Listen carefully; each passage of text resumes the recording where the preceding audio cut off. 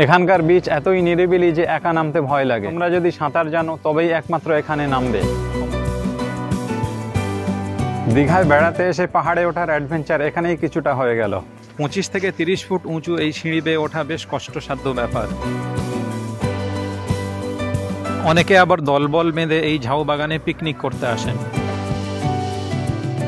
Hello বন্ধুরা, কেমন আছো সবাই? বন্ধুরা, দীঘায় বছরের যে কোনো সময় বেড়াতে আসো না কেন, সেটা অন সিজন হোক বা অফ সিজন, সর্বদাই মানুষের ভিড়ে পরিপূর্ণ থাকে। কিন্তু এই দীঘাতেই এমন একটা জায়গা আছে যেটা একেবারেই শান্ত এবং নিরিবিলি। বিশেষত যারা নির্জনে এবং নিভৃতে কিছু সময় একাকী কাটাতে ভালোবাসেন, তাদের জন্য একেবারে আদর্শ স্থান। হ্যাঁ বন্ধুরা, বলছিলাম নিউ দীঘার ঠিক পাশেই অবস্থিত ওশিয়ানা বিচের কথা। জাহাজবাড়ি থেকে মাত্র 1 কিলোমিটার দূরের এই বিচ খুবই সুন্দর এবং মনোরম, যা নিউ দীঘা এবং ওল্ড দীঘার ঠাসাঠাসি ভিড় থেকে কিছু সময়ের জন্য মুক্তি দিতে পারে।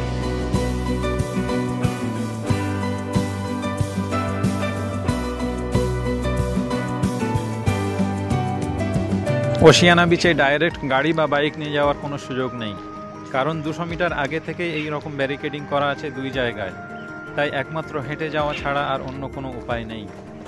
ওশিয়ানা বিচের আরেকটা বড় প্রতিবন্ধক হলো এই উঁচু সিঁড়ি। 25 থেকে 30 ফুট উঁচু এই সিঁড়ি বেয়ে ওঠা বেশ কষ্টসাধ্য ব্যাপার। আর শুধুমাত্র ওঠাই শেষ নয়, বিচে নামার জন্য আপনাকে আবারও নামতে হবে একই উচ্চতার সিঁড়ি। বিচে যাওয়ার আগে এই উঁচু জায়গাটা পার হতে হবে। জায়গাটা বেশ ভালোই উঁচু, উঠতে একটু কষ্ট হয়ে যাচ্ছে। দীঘায় বেড়াতে এসে পাহাড়ে ওঠার অ্যাডভেঞ্চার এখানেই কিছুটা হয়ে গেল। চড়াইটা উঠতে পারলেই সিঁড়ি সোজা নেমে গেছে একদম বিচের উপরে। বিচে যাওয়ার আগে ডান দিকে ওই যে ঝাউ বাগান দেখা যাচ্ছে, ওখানে গিয়ে কিছুক্ষণ বিশ্রাম নেব।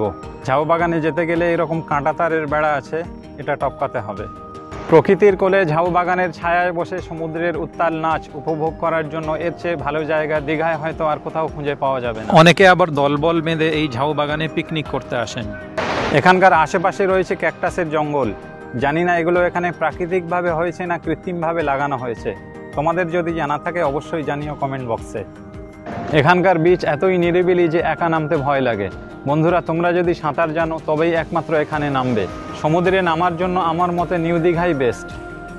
আমার ঠিক পিছন দিকটাতে রয়েছে উদয়পুর বিচ, যাকে মিনি গোয়া বলা হয়, আর সোজা পূব দিকে চলে গেছে নিউ দীঘা। বন্ধুরা, এই ছিল ওশিয়ানা বিচ। কেমন লাগলো তোমাদের অবশ্যই জানিও। তোমরাও যদি আমার মতো কিছু সময় শান্ত নিরিবিলি পরিবেশে কাটাতে পছন্দ করো, তাহলে অবশ্যই একবার ভিজিট করতে পারো ওশিয়ানা বিচে।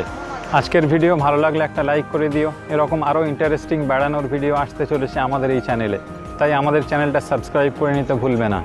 তাহলে দেখা হচ্ছে পরের ভিডিওতে। ততক্ষণ take care, bye bye and thanks for watching.